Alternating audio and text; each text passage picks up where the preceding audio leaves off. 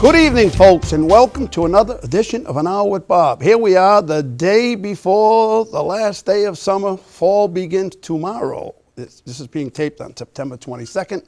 Tomorrow is the first day of autumn, and the day after that is my birthday. So I like fall, not because it's my birthday. I like fall because I like the weather. I like to be able to sleep at night, and I get up during the day, and it's nice weather in the morning. Anyway, with us tonight is my good friend, Lieutenant General Reginald Centracchio. We had a lot of fun over the years, and one of the worst days I ever had was when he retired as the Adjutant General of the Rhode Island National Guard, because we had so much fun together. We did. We went to a lot of places, had some great experiences, right? Yeah. Came close to starting World War III. Yeah, we almost did. We almost did. We were over in Bosnia there that time, during the Bosnian crisis. Huh? You did. That was good time, and thanks again for being there. You did a wonderful job, and troops really appreciated that. Well, I still get it. I still run into troops, and that was back in the middle 90s, the first when we went over there. 97, 98. Something like that, yeah. But we went other trips before and a heck of a lot after that, too. Yeah. But I started my show in 1992. May 29th, 1992. I started doing television shows. Yeah. I came in 95, so we had from 95 to 2005 a good run with you, and that was good. Yeah, we really had some good times. I really miss it. I really miss it. I do too. I don't miss all of the administrative you had all the pressure though. Like man, oh my God, especially with the troops getting sent over. I mean, even the banner, I still hang that banner. I told people I'd keep that banner up as long as the troops, everybody didn't come back, and that's during my tenure, which was really unprecedented, the entire Rhode Island National Guard was mobilized at least one time from 2001 all the way to 2005, and that was pretty significant. I remember the first mobilization. I was there. I was there when the troops went and they all signed that banner. Remember? Yep. You had them sign the banner. That's right. Direct order. And I told them then. I said, I'll keep that banner up until you guys and women come back. And unfortunately, all of them didn't come back. So here we are in 2014, and I still hold the banner. Oh, they see it, and they appreciate it. And I think you take it with you when you do the Warwick Mall gig from time to time. Exactly. And it's noticed, well appreciated. Well, good. I don't do it for that. I do it because I said I was going to do it. I said I would keep it up till they come back, and unfortunately, a couple of them didn't come back, so it stays up.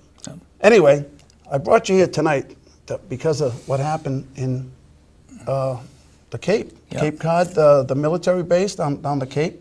Is that Otis? Is that Otis Air Force Base? What is it? It was Otis. It's Fort Devens. I'm not Fort Devens. It's a Massachusetts military reservation now. And you still have Otis Air Force Base connotation there. So you still have Air Force there, you have some Coast Guard, and it's basically a training area for the Massachusetts Guard. Speaking of training, you had three, or you didn't have, the military, the United States military brought in 3 Afghanis officers to train. Well, they would more than that. There were just those there were 3 that took off. Yeah. There were more than 3 there. There's a full contingent. And this is nothing specific or new, certainly to Massachusetts, but this is a program that was initiated many years ago. In fact, we can go back to Iran. Right. And there was a time when Iranian pilots were being trained here. Because of the Shah. The Shah of Iran was our buddy back then. They were our friends back then. Yeah. So we trained them to fly our helicopters at Quonset.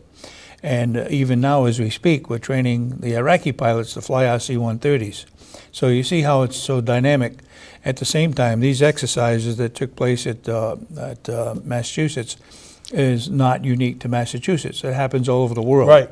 And you have these individuals from time to time that think that they don't want to go back to Afghanistan for whatever reason. Right.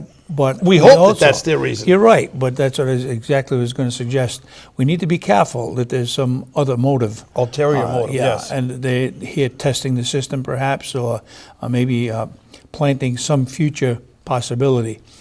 Didn't it just happen also in Quantico? Yeah, it did. It's happened several other times across the United States, right? As well as in other countries too. And they caught they caught these 3 guys at in Niagara Falls. Niagara Falls, yeah. Right? 500 miles away. If they wanted to cross the border into Canada, as I know very well from traveling up to pick up Zachary so many times in Vermont, you got a porous border there.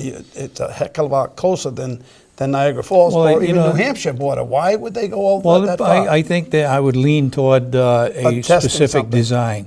Yeah, because know, those two guys from Quantico ended up in Buffalo, New York, which is right where Niagara Falls Yeah, is. so they're testing, they could be testing, I'm not sure that that's the real reason, Right. but they could be testing the system to find out what do you need to avoid, how do you need to get through customs The customs, and yeah. border patrol and get up into Canada. I'm not sure that that was their motive. Maybe it was, and I'm hoping that it wasn't. Maybe they were just looking for some other country to go to. But at the same time, when I say that, that possibility existed right here. If they wanted political asylum, they could have asked for it here. Exactly. So that didn't happen. So Right. that just leads you to believe that maybe There's something there was wrong. something in addition. But I think we also need to be understanding that it's not a very popular thing to say. But nevertheless, there are cells, I believe, across this country Sure. that are just waiting for a particular time. Yes. And this could be an example. As we speak, Bob, we're finding now that of the 100 or so U.S. citizens that went to join ISIS Right. are now Went coming to back. Yemen, most of them, right? Well, Went they're to coming back into this country now, Right. legitimately on their own passports. Their own And American passports. Correct. And there are thousands of others, not from the United States, but across the world, who have in fact gone. infiltrated through Mexico or through Canada. Well, I'm talking about going to either Afghanistan or some other country to become indoctrinated in the ISIS doctrine. Right. They come back here. Now, maybe they're disenchanted. I'm hopeful. Maybe they're here just as a matter of waiting for the time that they would be used. But all those things absolutely need to be considered. And then when you look at what happened at the White House yesterday, Right. That's another concern. That They're looked like testing- a test, if nothing else. They're testing the whole system. What and they they're find in looking that at the guy's weaknesses. car? Did you hear what Yeah, they a found couple in of that guy's car? hatchets, A whole some, cache of yeah, weapons. some weapon found systems in his car. and ammunition. Now, I'm sure he couldn't have taken that with him, but he was testing, and that test was successful. Very on his part, successful. Yeah. Made it through the front door. Yeah, but at the same time, you know, we can go on and talk about this all the time. This system you have right here, this iPad and this iPhones, and in my opinion, that is the biggest threat to the United States. I agree. You could shut this country down instantly. Exactly right. Just by compromising our financial wellness. Yep. And we've proven that several times right in this state with the credit union crisis and the banking crisis. If you can't get access to your assets, we'll implode. And that's exactly what any war does. Right. It affects your economy. Sure. And if you can destroy the economy, you don't need to fire a shot. We create And fear that's and it. terror in the minds of people, and it doesn't have to be a physical fear or terror. Exactly Just a right. terror, they don't get their Yeah. money. I remember Yeah. the 43 credit unions. I had money in Marquette Credit Union Yeah. at the time, Yeah. which ended up going. It was the biggest credit union in the United States at the time. You know, Marquette. And you know, once again, that's a matter of we have too much dependency on information technology. Right. You know, there used to be a time when you had a 3x5 card, and that was pretty secure because you were the one that was looking at it, not millions of other people. Right. And so when you look at the possibility, you know, I'm concerned obviously about nuclear weapons going off in the country, but we would recover from it. I'm concerned about biological, certainly chemical, dirty weapons, but my biggest fear continues to be the technology that is absolutely so vital Right. for us to continue as we know a And society. so porous. Yeah. As they've proven time and And time the again. access is unlimited. Right. You look at such things as the Home Depot and other considerations, you know, Target, and all those kinds of things. It's so simple and easy to be able to compromise your wellness. And really, that's all the war is all about. Right. If you can defeat the other guy and affect the economy, then you win. Right. And that's doesn't have to be physical, as you just pointed out. It's a psychological thing, too.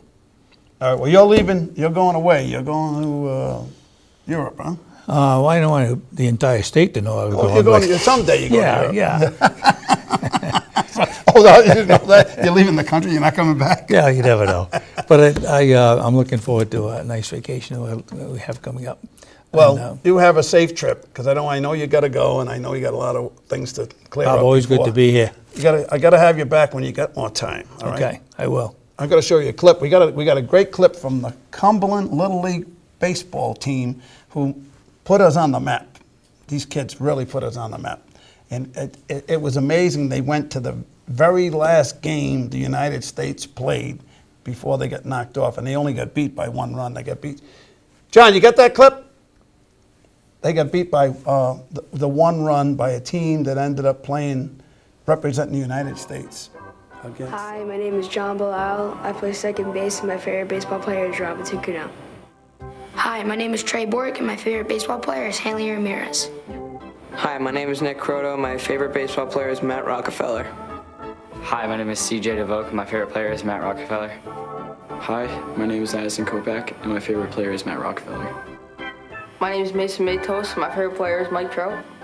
Hi, my name is Sean Mears. My favorite baseball player is Matt Rockefeller. Hi, my name is Tyler Provost, and my favorite baseball player is Matt Rockefeller. Hi, my name is Tyler Shaw. My favorite baseball player is Matt Rockefeller. Hi, my name is Jaden Struble. My favorite player is Mike Trout. Hi, my name is Trey Tebow. My favorite player is Dustin Pedroia. My name is Brendan Wright, and my favorite baseball player is Matt Rockefeller. Matt Rockefeller used to call Cumberland, Rhode Island home. He was a teammate and friend of a lot of these boys. He lost his life just a couple of weeks before this Little League summer started, so a lot of the kids refer to him as their favorite baseball player. It's the northeast corner of the state of Rhode Island with a population of 33,000. They were here in 2011. Paul Canerco, Chris Iannetta, the Hall of Famer Matt LaJoy all called Rhode Island home. 33,000 people against a team picking from 3 million. And here we are back on An Hour with Bob, and we're with the mayor of Cumberland, Rhode Island, to talk about the kids from Cumberland, the Cumberland Little League team that put us on the map. What a great story. Mayor Dan Mckee. Where are we? There we are. So how you doing? Doing great. It's a great story that you've talked about there, just bringing back those memories from that clip, those young kids and Coach Belial. Coach Belial was, did he get some recognition on that whole series of games, because they were keying right in on his conversations with his team. Talk about a motivational guy. And rightfully so. I was texting back and forth with Coach Belial while they were in Williamsport, and congratulating the kids. And the first game when they got beat, by a run or so, or a couple runs, I said, what effort, what determination that they had, and so. But when they came back and won that next game, I sent Coach Belial a message that says, thank those boys for me, for giving us, a real lesson for me, Rhode Island, that you never, ever give up. Exactly, and that's what they were. They were the comeback kids. They were the comeback kids. The game before that, they came back and won the game. Yep. And this game, they came back twice in this game and almost won the game. They were down 1-0 in the game early on. They got the lead 2-1. They went down 6-2, and then they come back 7-6. And it was in the last inning that the other team scored 2 runs to beat them. We were watching that game right at Diamond Hill Park.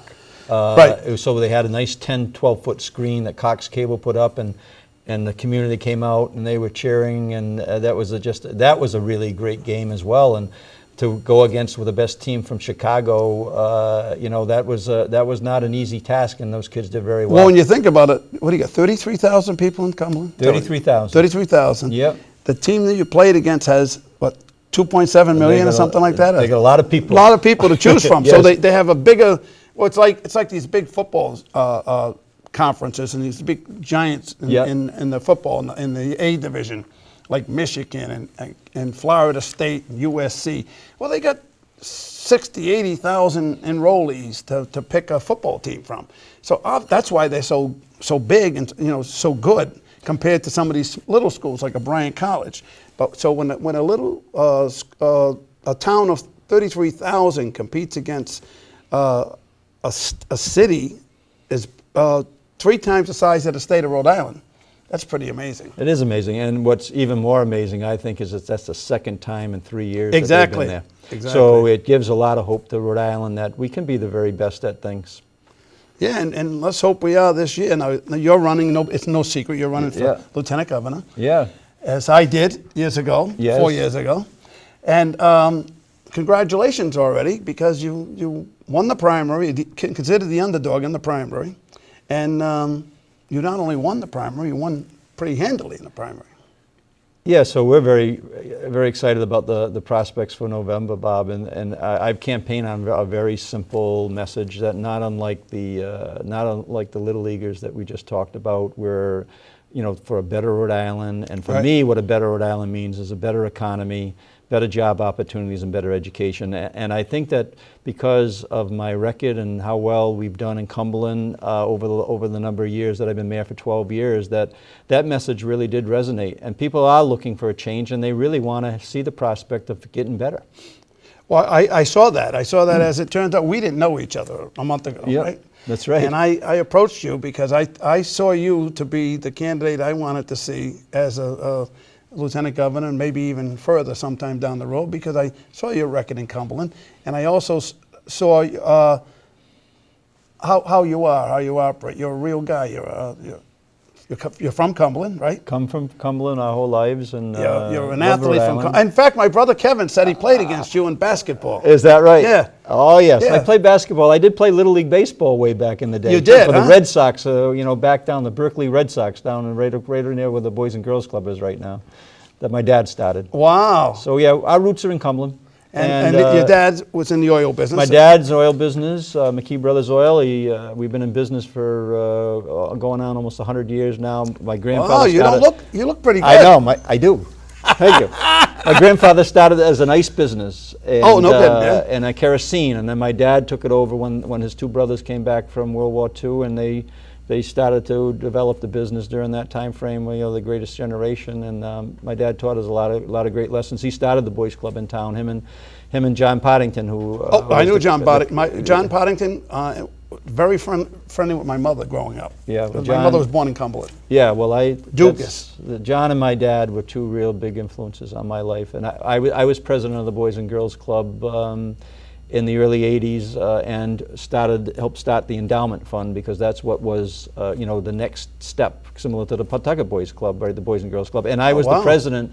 I say quite often, this is before our daughter Kara was born. Sue and I have two children, and before Kara was born, I changed the name. I was the president who went out and talked to all the founders and said, it's time to call the Boys and Girls Club. And let me tell you, that was quite a couple meetings with my dad's friends.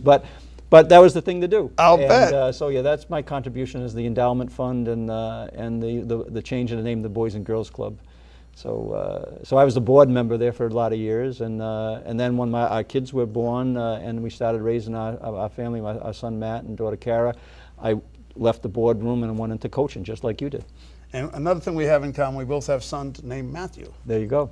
Yeah. Now, your first day as lieutenant governor, what would it be? How would it be? I think after getting settled and bringing in a picture of my wife Susan and my son and Matt and Kara, we after that, I have a tradition as a mayor of Cumberland where I bring in a chair of my dad's, and I bring in a picture of John Poddington, as I just said, and always understanding that they're in the room with me.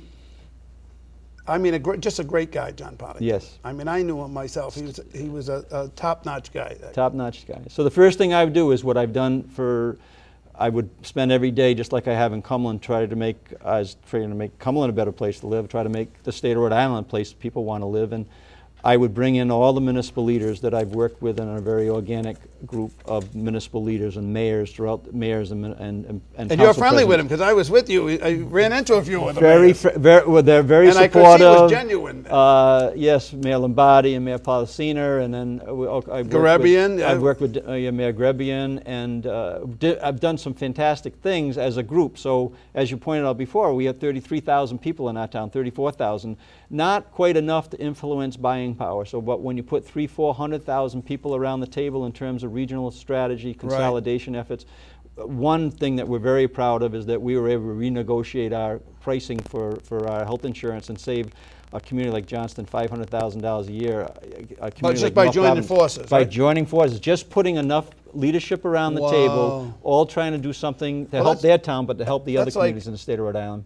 Would we call that Regency in its infancy? Yeah, that's probably good. Yes, it is. Is that the beginning of Regency? And that's when which is what the state needs. Yes, I've committed to all those municipal leaders that I wouldn't recreate that model. What I would do is I would ask them to allow me to continue to sit at the table with municipal leaders in the state of Rhode Island and create a space where people could hang their hat.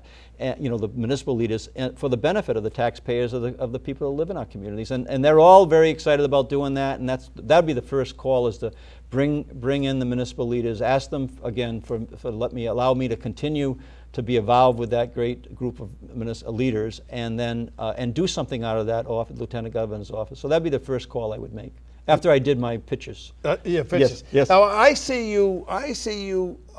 First of all, in this state, I think I think more people call themselves independents than Democrats or Republicans. I think that's the way in this state. And I think, as the unendorsed Democrat, I think that you will garnish the Democratic vote, but I think you will also garnish the majority of the independent vote. And I'm going to tell you this. I'll make a prediction. You're going to garnish a percentage of the Republican vote because they're going to see you as a middle-of-the-road type guy, which is the way I see you, not locked into this party thing there, Democrat or whatever. I mean, you just want to do the right thing for everybody in the state. It doesn't make any difference who they are, what party they're in. I think that's true. My door will be open, and just like I spent a little time talking about the municipal leaders. Well, Joe Alman, who's a Republican in Lincoln, helped us form that group, right? Mayor Avadesian has joined in, Mayor Fung has joined in the effort.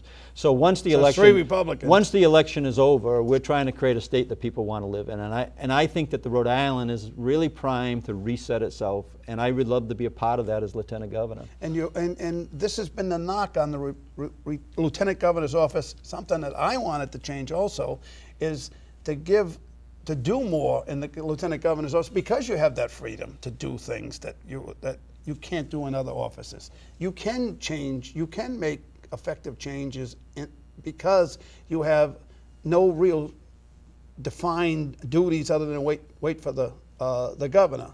So now you have an opportunity, you have a staff that you can make up, design your way, and go at education, which I know you're big on, right? Yeah, there's a number of things you do, and you pay attention to the things that job lays out for you, which is emergency management. So that's how you bring the municipal leaders in. And my experience is, managing a police department in town that's nationally accredited, and I'm very proud of that police department. And then you would do the small business issue. So I've been in small business for over 35 years.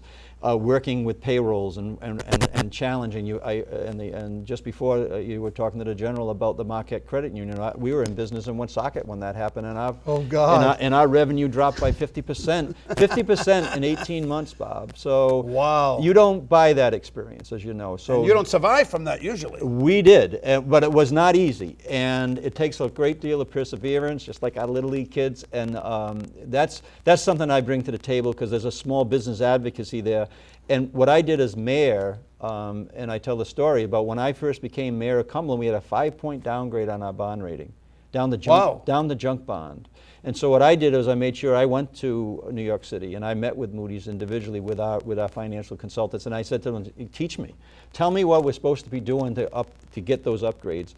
We went from junk bond during my administration with great people that I was working with to up 8 points, 8 upgrades in 12 years. I don't think anybody can match that, and to AA. Now, explain to people what that means as far as borrowing money as a junk bond. I'll give you a real example, and that's something that's really relevant today on the state level, right? With where we are and our concerns about 38 studios and that type of thing. And I have a different perspective on that than quite frankly, the general theories. But live example, when we got the AA from Moody's, after just getting 3 upgrades from Standard & Poor's in less than 12 months to AA, we were able to go out and refinance our debt, about $8 million worth of debt. And when we refinanced that debt as a result of the interest rates and also the bond upgrades, we saved the taxpayers in the town of Cumberland $650,000. That's not a small amount of money, and that's what good management. Especially in a town of only 34,000 people versus a state of 1 million. It's huge. So what I did was I called Moody's and asked what to do. What I've done already is there's a consulting company that ranks business friendliness in the country called Thumbtack. They're out of San Francisco. So I've already called the executive director of Thumbtack, who is... And I'll bet you I know the question you asked him. Yes. What are the... Yes. Ask me. Ask me what the question... How can we get from number 50 or number 49th to the worst business-friendly state to a more friendly state? Yeah, and that's exactly what I said. Give me the 3 things on your metrics that we need to focus on today to get out of last place. Right. And we that, are, by the way, folks, we are Yes. 50th in the country Yes, as far as to- business-friendly states. to get By out the of way, last the place. worst. We're To the get out of worst. last place. So I've asked that question. I've got the metrics, and so that's part of what you do. You were talking about how you would staff up that office. Well, those are things that are actually built into that office right now. Right. The education piece is certainly something that I've. Now, the education piece you're doing already in Cumberland with the charter schools, right? Right, with the Mayoral Academy. Mayoral Academy, Yes. yes. And I did two things. Not only that, I opened up on a mayor's office for children, youth, and learning, which we regularly, every single day, we work with kids that are from the town on reading and math skills and art skills and music skills. It's a real effective way to do the pre-kindergarten strategy. We do it in an hour segment, so I did that. And then the Mayoral Academy is a national story. I am in a circle of mayors that have been flown out to Seattle, to the Gates Foundation, met with Bill Gates down in Washington with about 40 mayors throughout the country. And you've Should have got some money from him. We have, and we've brought back millions of dollars, actually, Bob, that are flowing back into the state as a result of the Mayoral Academy, because we're taking kids that have come from Pawtucket, Central Falls, Cumberland, and Lincoln. This is one of the most diverse public school models in the country, and 60% free and reduced lunch, 40% Hispanic. And last year, that combination after 3 years is the #1 math scoring cohort in the state of Rhode Island in the 8th grade. So there's a great hope there that we just can knock it out of the park if we keep on moving ahead on education. And that would be something that I would continue to never give up on, just like our Little League kids, Right, that right. this state of Rhode Island could be a leader in that space. And to think that the Teachers Alliance you're the only Democrat the Teachers Alliance didn't support, because you supported education that is working, that is Well, education is functioning. working, and also what we did with the municipal leaders that I talked about. We not only got Mayoral Academy legislation passed together by grouping together, but we also got a new school funding formula passed. And the city of Pawtucket alone, I believe, is going to benefit by almost $6, $7, $8 million, I think, in that range. I commissioned the report. It was signed on by 70% of the municipal leaders in the state of Rhode Island. We brought that report down and showed that communities like Pawtucket and Cumberland and Lincoln and Westerly and Providence and Woonsocket, we're all getting the short end of the stick. In fact, 4 out of every 5 students in the state of Rhode Island were being underfunded based on a formula that we were the last in the country to adopt one. And the model was off of a report that I helped commission with the other municipal leaders. So that alone, we're bringing millions of dollars into the classroom throughout the state of Rhode Island, yet because I've really pushed very hard on very innovative strategies in public schools, that I'm not the most favored with the NEA Right, and the which is sad. FD. Which is sad that they would think that way. But you know something, that's one of the reasons why I supported you, Yeah. because I saw that. Even back when I went to school, there were teachers in the school system that just weren't qualified to be teachers anymore. And I'm not talking about young, I'm talking about older teachers that have been there for years. They just got so, they just put the time in, and they weren't teaching kids anything. And they're protected. Yeah. Teachers that are not functioning, and sad to say, but it's true, and I'm absolutely sure it still goes on. There are teachers in the systems that just don't teach. They're not qualified to, or they're over the hill maybe for whatever reason, and they're protected. And There's some of they that, shouldn't be. and it's a shame because most teachers are like my wife Susan, who taught in Cumberland, right, and, who was a and now teacher. is still teaching, half day and reading and helping kids learn how to read. And a number of our friends, as a result, are teachers. I think in the long run, what you'll see is that what we're doing, and municipal leaders, mayors in particular, who are taking a real hands-on space with Mayor Diosa, Joe Alman's involved, Mayor Fung's involved, Mayor Tavares was involved, Mayor Lombardi has been involved, Mayor Vadesian. So, and soon Mayor Baldelli helped up in Woonsocket. What's going to happen is that I think that everybody's going to win, including the traditional district schools. Sure. They're going to do so much better. The state's going to do so much better, and Once they realize it's not a bad thing. yeah, once they realize this is just for great public schools. That's Right, it's what not adversarial. that's correct. Right. I'm for great public schools, Bob. Right. I mean, it's sad to know, and I've talked about this several times. People who watch the show know this. Having traveled around the world, I know that you bring up the math. It's terrible. The kids today, they don't know math at all. I mean, I don't even use a calculator most of the time. I can figure out numbers and additions and multiplications and all that stuff. These kids, at a credit at a check line. They can't do a cash register even. They fumble over it. Yeah, and the fact of the matter is, math skills in this country rank 28th in the world. 28th. This is the greatest country in the world. We rank 28th in math and 29th in science in the world. How is that happening? Yeah, and we're a country, and we should be a state that that will overcome that. I mean, our perseverance is over and over and over again, and this is one of the biggest hurdles we have is to really get globally competitive on our public schools. Rhode Island actually is positioned very well right now to do that. I think that if you keep on pushing and keep on working hard, and you're kind of you're courteous, but you're impatient about the fact that we need to make progress, that's going to happen. And you talked about earlier in terms of the campaign. When I talk to people, they want to see that. They want to be in a great state. They want to be in a better state. We are in a great state. Yes, unfortunately, we're not doing the right thing, especially with businesses. We're not doing the right thing. And the business thing is a big issue. And when I'm out talking to business people, based on my experience as a business person, and I've gone up the peaks and valleys and this roller coaster that we've been on in the state of Rhode Island, where we're the first in and the last out of these recessions. That needs to stop. We really need to do some things, just like some of the creative things that the municipal leaders have done to change the game. Some of the things that we've done, and I've been involved in, to change the game in public education. We can do the same thing on our business environment. I'm very confident of that. Well, we got to stop electing people that become or are career politicians. We got to elect people with a business mindset. That you're not going to draw business in here with a person that doesn't know anything about business. No, and we've done that in Cumberland too, Bob. I mean, we've had a 600,000 square foot expansion of CVS. They could have went anywhere in the world. They built in Cumberland. We're doing about a 300,000 square foot expansion of Okanite manufacturing. They could have went anywhere they wanted to. They chose to be in Cumberland because we got rid of the red tape. We've created a tax structure that works. We've done a number of things in our community that can be done in the state of Rhode Island. And I think it's just very important that we do, instead of being, like you're talking about, let's not get back on track, let's get on a new set of tracks. That's been my theory. And I think that people generally want to get us on a new set of tracks that really leads us in a direction that sets the standard over the next 50 years in the state of Rhode Island. We've got a great set of, I'll go back to be a little bit, political, and I think we have a great set of Democratic nominees that could fill those spots. I'm supporting. I think it's, I think it's time that we we elect a Democrat as governor in the state of Rhode Island. I think it makes sense.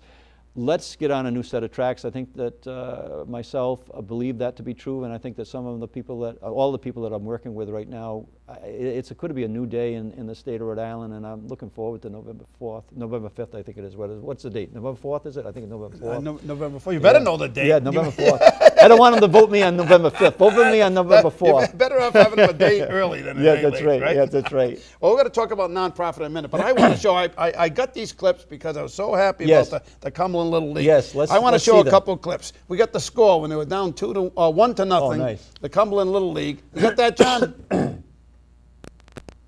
John Flanagan's operating everything over here. Corey and Ryan Welch. They didn't. Yeah, I know.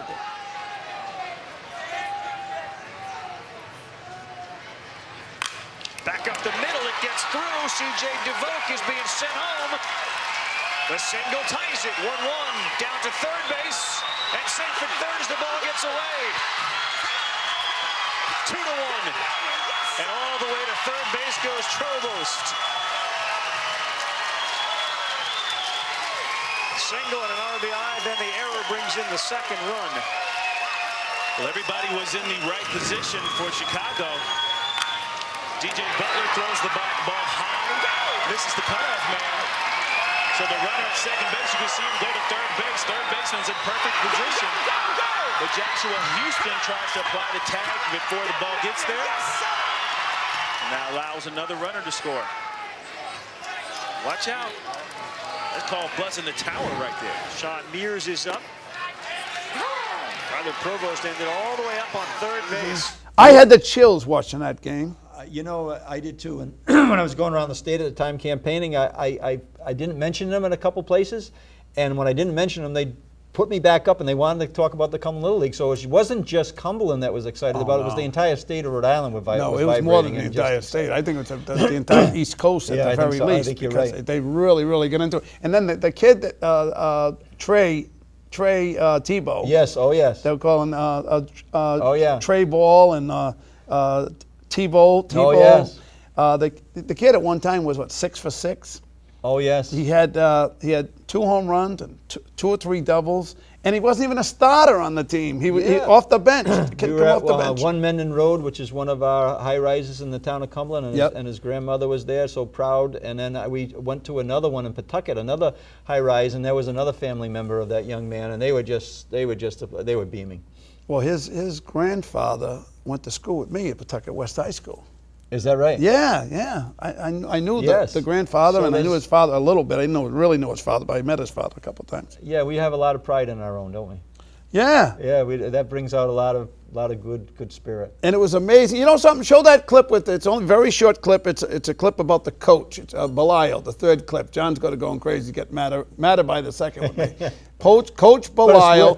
This is where in Little League, and I say this as having been a Little League coach for decades, in Little League, the coach is the single most important individual on that team. Nice job with that to Pierce Jones. David Belial has given all sorts of motivational speeches. Hasn't had to give a big one tonight, but he's given them this week. This is the greatest victory any young boy has ever given a coach. I'm the happiest guy in the world because I'm happy for all of you. Because you deserve this game. You fought for this game. You earned this game. And I'm so proud to be your coach. Now the world saw that. Isn't that amazing? And as a former coach yourself, you must have had chills. Oh, I had tears in my eyes watching that. Watching these kids. We brought those kids back in. I called the Boston Red Sox to see if I could get one of those duck boats, which I couldn't get. But we had a business in town that gave us a flatbed. J.H. Lynch, David Lynch. Right. And we brought the kids in. They set up the hail bales for them, and they set a railing up for them. And we brought them along Diamond Hill Road and brought them into the park with hundreds of people there. And I wanted to go, but I was laid up on my knee. I couldn't walk. Yes, I wanted to go. And you could just tell that was just a great experience for those young men, and what a great experience for the state of Rhode Island it was. And that's the 2nd time in 3 years? Second time they've been to Williamsport out of our small community. But that's also a reflection. And that's Pennsylvania, folks. That's Williamsport, where they have the World Series. Yes, Series. I'm very proud of the fact that I think it's a great reflection on our community and the town that I've been working very hard to make a community that people want to live in. And people, we have an interesting community. You had the general on earlier. We had Operation Stand Down at Diamond Hill Park this weekend. This weekend, yes. We transferred the whole thing into like a camp for the veterans, and Cumberland opens its arms up. And I was mentioning how the last time I was here in the park talking to a group of people was on the Little League thing. So we have some great people in the town of Cumberland, and I think that's very reflective of some of the successes that we've had on a number of things. And I think I told you that I was born in Cumberland. I know that. I was actually born in a house in Cumberland. Imagine that. I came out, my mother and my grandmother, the only two in the house, and my mother went into labor, and my grandmother went out to go get the doctor or something, and I decided I wasn't waiting. So I came out with just me and my mother in the house. In Cumberland? In Cumberland, right on Eddy Street, well, 20 it's good. Eddy All Street. good people come from Cumberland. They shake for it right there. Isn't that something? Oh, yes. Yeah. Absolutely. I was born on 20 Eddy Street, in the house on 20 Eddy Street. Right around the corner from where my dad had his, had the oil business. Exactly. And we're still there today on Davis Street. Davis. Yeah, we're still on Davis Street. And there's Pleasant, yeah. Davis and Pleasant Street over. Is it Pleasant Street over there too? Pleasant Street connects between Dexter and, High and Broad. Yes. All right, Pleasant Street, all right. yes. Yeah. That's actually where we grew up the first years that I was born, and my family, we grew up on a 3rd floor tenement with a space heater up there. 3rd floor cold water flat. That's what it was. Right. And so everybody comes from that place one time or another, right? And then you grow, and that's what I'm so excited about, is I'm going around and meeting with people who are first generation in the state of Rhode Island. People kind of push back a little bit on them, but they're just as skilled and talented as our families were, and they're going to be very, very strong contributors to the state of Rhode Island, and they already are. And then their kids are going to even lead the way even for us a little bit more. So that's where my optimism is on the state. Well, when people come from nothing and they work hard, those are the ones that appreciate everything more. Those are the ones that work the hardest for what they've got. And those are the ones that become the most successful. And my dad, I go back to my dad and John Pottington, one of the best lessons he taught me is, look, remember that no one's better than you, but you're better than no one else.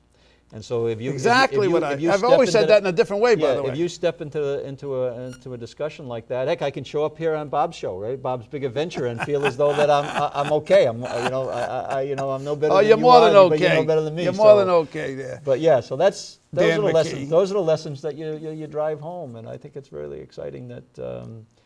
The kids, I'm so glad you highlighted those kids. They'll be. We'll have them we'll have them down, and once everything settles before the fall's out, we'll have them to the town council chambers like we did the first group that went to Williamsport, and we'll give them a nice memento and a continued pat on the back and congratulations.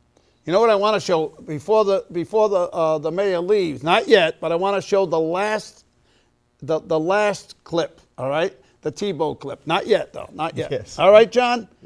By the way, I got to tell you, folks, we're still looking for people that want to work on the show as crew members. You learn how to operate cameras. You learn audio visual. You learn the character generator. You may even help me on the set. Oh, yeah? Yeah. Oh, yeah. How old do they have to be? They can take high school kids. Oh, yeah. You can take high school kids? Well, you know what's ironic? Corey Welch. He started with me when he was 14 years old. First time I had anybody that was other than a college-age person here. Yeah.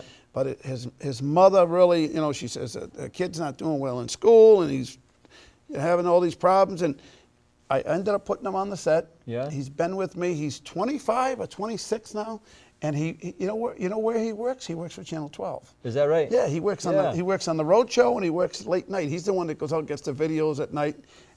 He's a cameraman for Channel 12. So we've had a youth commission out of my office for 7 or 8 years, some really fantastic kids, and now they're graduating from college. One just graduated from Annapolis, and so we have a great group of young kids, and I'd love to see whether there's a little match there for you. Oh, that would be good. That would be great. It would really be helpful for me, and also it would be helpful for them because they learn a lot. Yeah, we just had a leadership academy this summer that we got a nice grant from the I think it was the United Way or the Foundation, Rhode Island Foundation. And so these kids are great kids. I was going to ask you about your nonprofit work.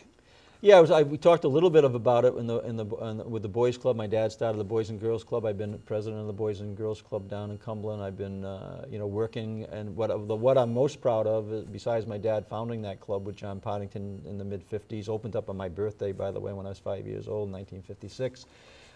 Is my work in the courts, in the basketball court. And I coached a very diverse group of young men and young ladies for 7 years, traveled around the country with the boys team. It was actually one of the better teams in the country. That's why when we talk coaching with you and coaching with Coach Belial, and very similar feelings. Those kids, I haven't coached a game in 12 years, but those kids still let me in their fantasy football, the fantasy basketball.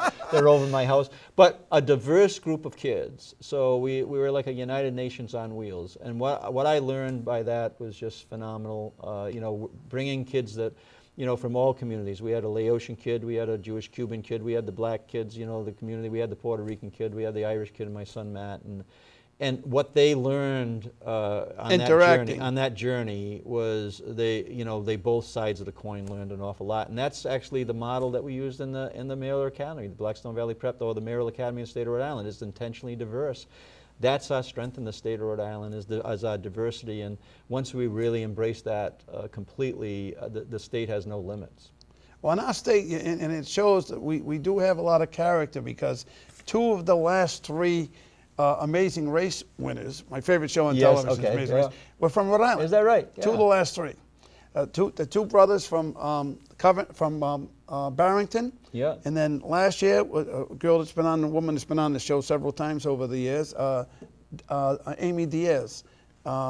She won it this past year. And we just had the musician too, right? The magician from Johnston. Yeah, from Johnston. That just won that great award there as one of the best entertainers. His name is Matt, also with 1 T, only 1 T. Yeah. His name is Matt. And by the way, Big Brother, the finals on my birthday, the 24th, Wednesday night. Yes. The final. He's in the final 3. Derek, he's a policeman from Central Falls. Nice. Well, happy birthday. My sister's birthday is today, who helped in the campaign. It was a family affair as much as anything else, and had these wonderful volunteers that were going around the state with holding up my signs for name recognition and everything else. So, so happy birthday to you, and a happy birthday to Willa-Ann. Yeah, there you go. There you go. The show, there you go. And by the way, we talked about coaching. Didn't we run into somebody the other day? was it last weekend? That you coached. That I coached, and it was like 30 years earlier. Yes, 30, 40 years. and Coach Belisle and myself, and if you do a good job by way of those young kids, they'll always remember that, right? I remember who my Babe Ruth coaches was. I remember John DeGose, who was my high school baseball John coach. DeGose, I knew very well. John just passed away, and it was a big loss to us. But yeah, you always remember. He was a councilman here, you know. Yes, and Bobby Perrault, Bobby Perrault played at St. Ray's Yep. in his playing days, and he was a coach of mine in high school. And you always remember your great coaches. The good ones, yeah. The great coaches that really influenced your life, and so that's no different. No different with that. I would like to say young man, but he wasn't as young he wasn't. as you might have remembered him when you were coaching those little league teams.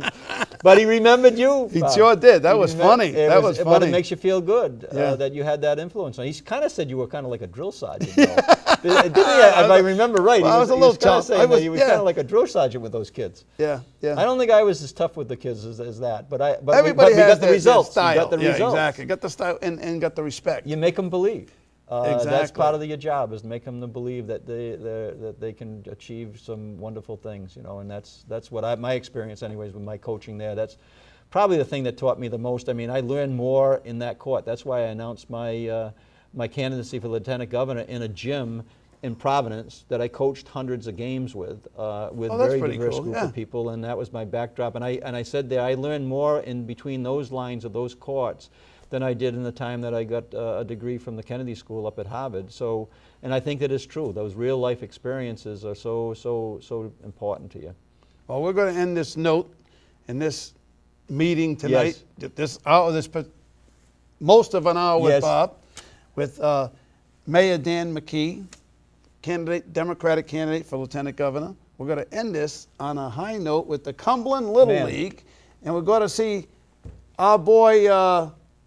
Trey Tebow. I think we got that, John, yes. don't we? Those are kids who are inspirations for me and everybody in the state of Rhode Island. The kid was phenomenal. Yes. Well, the whole team was phenomenal. Yes. They came back so many times in the games that they played in, and it would have been such a phenomenal, amazing thing. I think they would have beat that. Who was a Korean team that won the whole thing? Well, they got beat by the team that won the whole thing, I believe, right, from Texas. And they were competitive on a national playing field. Exactly. And no, they lost to Chicago. Chicago lost to the Korean team. Yes. Yeah. Yes. And I think we would have held our own. Yeah, they beat the Texas team. So I mean, that makes you so proud. And we all have our comparisons to make, but we played out in Detroit on that basketball team that I coached on a medal game. We were playing against Division I players, and our kids from here were competing there. Just like these young men were competing on a national stage and an international stage, So show the tape. Let's show it. You got it, John? You ready? Run it. Thank you for stopping. That ball is lifted down the line. It's gone. Tebow time again.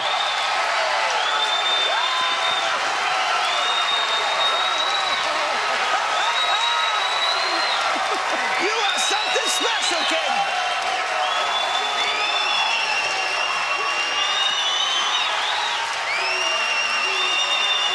Man, it's his World Series right now. He and Pierce Jones. Oh, it's beautiful. Crack a smile, Tebow. There you go, buddy. There you go. Check out these numbers. 5 for 5 with 2 big-time bombs and 4 ribbies. Trey Tebow. When people start saying it's Tebow time, they may be talking about Trey Tebow from Rhode Island. Back up the middle. Make it 6 consecutive hits for Rhode Island.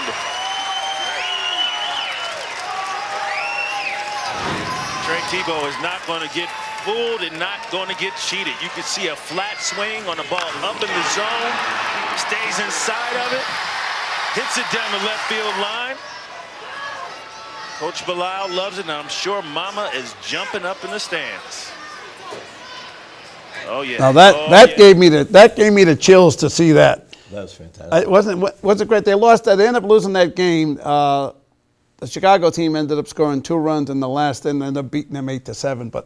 And that was the final game for the national championship of Little League. Amazing. Little League 12 and 13-year-old kids. Robert Black, nice to see you back. Good to see you, Bob. And Robert Black, by the way, folks, plays in the band, the Robert Black Band, but he also has turned into the new Elvis Presley, right? And you're looking like him, you sound like him, you play like him, but I hope you're still going to be around for Toys for Tots. Well, I hope that it works out schedule-wise. Yeah, we got to make it's a Tuesday. It's got to be, I believe it's the Tuesday? 8th or the 9th. I think it's the 8th or 9th of December. We'll look at the schedule. Tuesday. Sure. You've been my music director for years. Wow. It's been like 10, 11 years. I was going to say it's over a that. decade. I know it's over a Yeah, decade. it's over 10 years. Yeah. Amazing, isn't it? And this year we're finally going to get back on television for sure. I got to guarantee we're going to be on television. The telethon is going to be on television this year. Cox has guaranteed us to the time and the air time, and it'll also be on Verizon. It'll also be on full channel, right, Johnny? John? Right, John? That's what we're told. That's what we're told. That's pretty exciting, considering what we went through the last few years. Yes. I think it was last year's rant. I think that's what did it. No, not you. You never rant. No, I didn't. I don't rant, do I? Was it? No. No, they just decided. We mended fences and for the good of the kids and the Toys for Tots, the whole program. Well, it's nice, too, because we need the TV sponsorships. We need the people to see all the wonderful people that come out and donate so many toys to us. And the Marines, who do a wonderful job every year with us also. So it's nice that everybody gets acknowledged for the hard work that they do. Sure. All the singers you bring in, the people singers, take their time, donate their time, because they all do it out of the goodness of their heart. Nobody gets paid for coming on the show. Right. And all the, like you say, all the Marines we have there, and the businesses and our major contributors. Absolutely. Like Cello's Restaurants and Iggy's Doughboys. Man, they come on like gangbusters. I know it. And Mozzarella's and who else am I not mentioning? Excuse me, some of the big ones that have brought thousands and thousands of Maybe we can toys. get some of the wings. There's a new wing place there that I went and ate. Buffalo wing? Oh, Buffalo. Have you been there? Yes, I have. Once I have. Very good. It's got like 70 televisions in that place. Unbelievable. Man, it's fantastic. Maybe And that's right in the mall. That's right there. They took over for the cellos that used to be the old there. cellos that used to be right on the corner there near the Right in the mall. where we did the show with the carousel. Well, we should be able to get some wings from them. My gosh. With your pull, I'm not worried about it. No, we'll get Hooters anyway. We'll get the Hooter wings. Yeah, we'll get anyway. the Hooter girls. I love and it. And get the Hooter girls as elves. Remember we had them as elves a couple We did, years ago? I think I've got a picture. I think I got a Facebook you did and I picture didn't. That's what bothered me. Oh, you really? got a picture with all the girls. I didn't get a picture with all the girls. Imagine that. Maybe He got a picture with the girls. I didn't get a Maybe picture we with the can girls. Photoshop your head. Yeah. I said, how does this happen?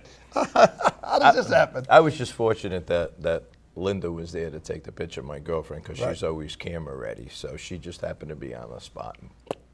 And Allie's Donuts. Remember they made me a giant donut? Oh my Allie's God, Donuts? yeah, the big Allie's Donuts. Yep. I remember that. Well, hopefully, and hopefully we'll get some of the other people that chip in food that night. It'd be fantastic. Yeah, we'll have a great time. Now, Absolutely. what are we doing with the Elvis? You're all over the place. First, before we talk about what I'm doing with that, I want to say happy birthday because thank you. Tomorrow.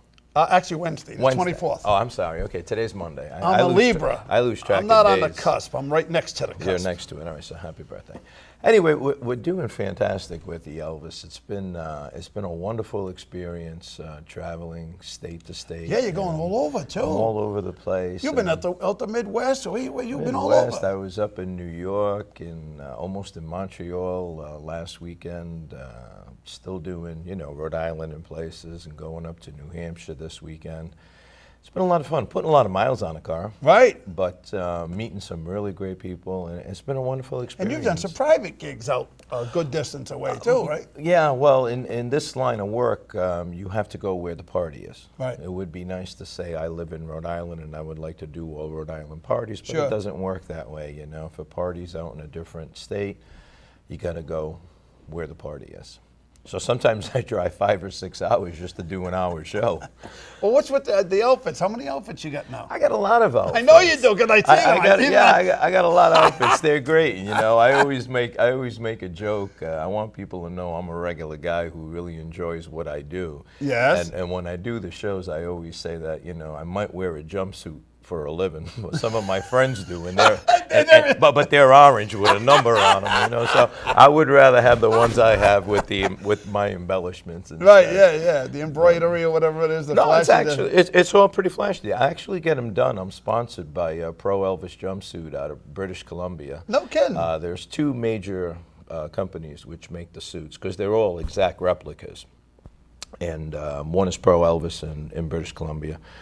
The other is B&K in the UK, and the actual gentleman who made them for Elvis went to work there for a while before he passed away a few years ago. So the suits are the suits are great unless they're wet. When they're wet, they weigh about 40 pounds, and even the belt weighs about a good 5 pounds. Wow! So I get a good workout. I don't have to worry about the gym anymore. Jumping around doing 2 shows a day. Well, when I went to Graceland years ago, and I did a show there, Bob's Big Adventure. At Graceland. That's a great place. Which was pretty cool. The grounds are gorgeous. I mean, beautiful. The whole place is gorgeous. Just it was a little small. I thought Graceland was. I expected it to be bigger. Yeah. The building. The building. Oh, you mean the actual house itself? The actual house. Yeah. But it's not that big, but it's pretty cool going in there. Well, and they had the plane there. The Lisa Marie. Lisa Marie. Right plane. across the street I got at to the get museum. on the plane. I went on the plane. Yeah, I got to get on the plane. But Yeah. I've been told by other people, they say they don't allow people on the plane all the time. I think maybe it depends when you go, when the tour is, what time. Because there was a period I think they weren't allowed to go on the plane. Yeah, because I've heard that from several people. Well, I was there in 2010, and I had the opportunity to, do a VIP tour, and there was nobody there.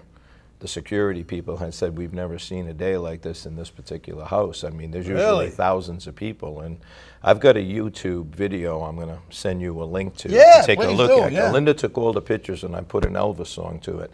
And there's nobody in the video. And everybody said, how did you do that? I've been there. They're like, 6 deep. And unless you're like 6'3", 6'4", you can't get a picture because there's all heads in the front of you. And we were very fortunate that day. And I even got to do an interview on Elvis Radio, on Sirius Radio, Channel 19, with Big Jim Sykes, the DJ, was a great guy. And we had a great time. I went to Sun Records that afternoon and got to have a tour there.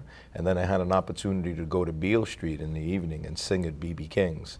So it was like Graceland in the afternoon, Sun Records in later afternoon, and then singing at B.B. King's at night. It was like, wow. It was just a fantastic Now, did you sing the song Memphis? What song did you sing? Do you remember? Did you sing a lot of songs? At B.B. King's? Yeah. Stormy Monday. Preston Shannon was playing. He's a guitar player that plays with B.B. and invited me up to do Stormy Monday.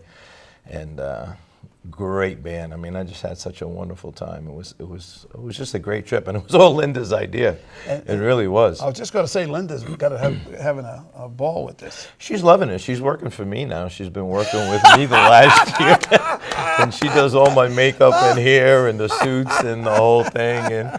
And she loves it.